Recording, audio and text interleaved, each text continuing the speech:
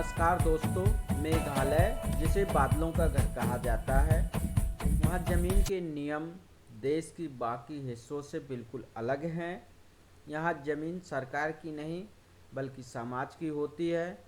लेकिन 2026 में मेघालय सरकार ने ज़मीन के रिकॉर्ड को डिजिटल बनाने और विवाद को ख़त्म करने के लिए Meghalaya land survey and record act के तहत बड़े बदलाव किए हैं। क्या अब बिना एनओसी के ज़मीन बेचना मुमकिन है? क्या अब बिना एनओसी के ज़मीन बेचना नामुमकिन होगा? और क्या अब मेघालय में भी डिजिटल सतवारा जैसा सिस्टम आने वाला है? आइए जानते हैं विस्तार से।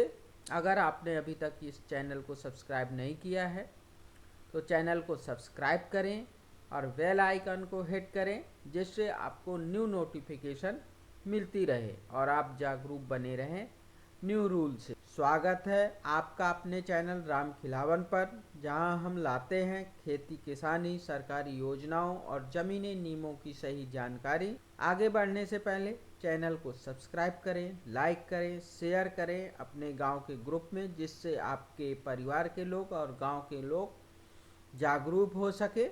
अब चलते हैं आगे न्यू नियम के बारे में। गवर्नमेंट के कौन से न्यू नियम हैं उनके बारे में।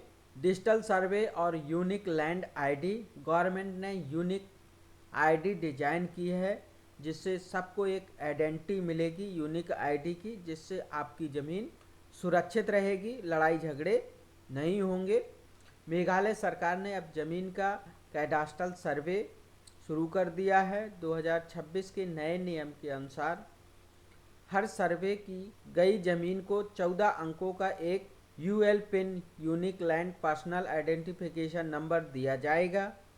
इसे ज़मीन का आधार कार्ड माना जाएगा। इससे पहले मेघालय में कोई औपचारिक रिकॉर्ड और राइट्स आरओआर नहीं होता था, लेकिन अब डिजिटल मैप्स की मदद से आपकी ज़मीन की बाउंड्री सुरक्षित हो जाएगी, जिससे आप फ्रॉड होने से बच जाएंगे। नेक्स्ट है कबीलाई ज़मीन और डोरबार सैनॉक की भूमिका क्या रहेगी, उसके बारे में है। मेघालय में आज भी संविधान की 6ठी अनुसूची लागू है। यहाँ ज़मीन खरीदने या बेचने के लिए स्थानीय विलेज काउंसिल यानी डोरबार सैनॉन्ग की एनओसी लेना अनिवार्य है। 2026 के नए नियमों में सरकार ने इन पारंपरिक संस्थाओं को डिजिटल रिकॉर्ड के साथ जोड़ दिया है। अब कोई भी ज़मीन का लेन देन तब तक मान्य नहीं होगा जब तक वह स्वायत्त जिला परिषद मीन्स एडीसी के रिकॉर्ड में दर्ज ना हो। इसलिए ज़रूरी है आपको एनओसी लेना। अगर आप कुछ भी कर रहे हैं तो एनओसी लेना बहुत ज़रूरी है। नेक्स्ट, बाहरी लोगों के लिए ज़मीन के नियम क्या हैं। गवर्नमेंट ने, अगर आप बाहरी हैं तो आप किस तरीके से ज़मीन ले सकते हैं या नहीं ले सकते हैं, उसके बारे में है। सबसे ज़्यादा पूछा जाने वाला सवाल है ये, क्या गैर आदिवासी मेघालय में ज़मीन खरीद सकते हैं?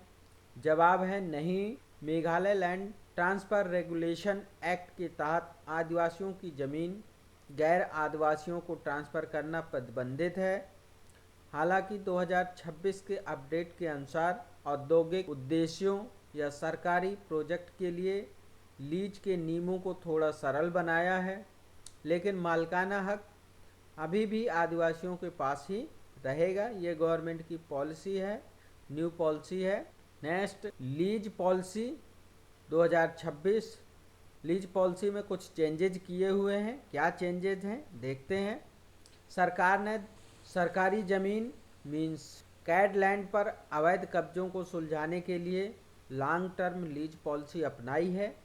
अगर कोई परिवार दशकों से सरकारी ज़मीन पर रह रहा है तो उन्हें 2026 के नए नियमों के तहत लंबी अवधि का लीज एग्रीमेंट दिया जा रहा है, जिससे उन्हें बेदखली का डर नहीं रहेगा और वे उस पर लोन भी ले सकते हैं। ये गवर्नमेंट के नियम थे। कुछ टिप्स हैं जो आपको याद रखनी चाहिए। दोस्तों, मेघालय में ज़मीन लेने से पहले 3 काम जरूर कर लें।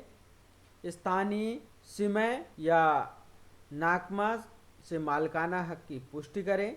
जिला परिषद मीन्स एडीसी से इनकम बैलेंस सर्टिफिकेट मांगें। तीसरा, ज़मीन का फिजिकल वेरिफिकेशन ज़रूर करें, क्योंकि यहाँ कागज़ों से ज़्यादा कब्जा माने रखता है।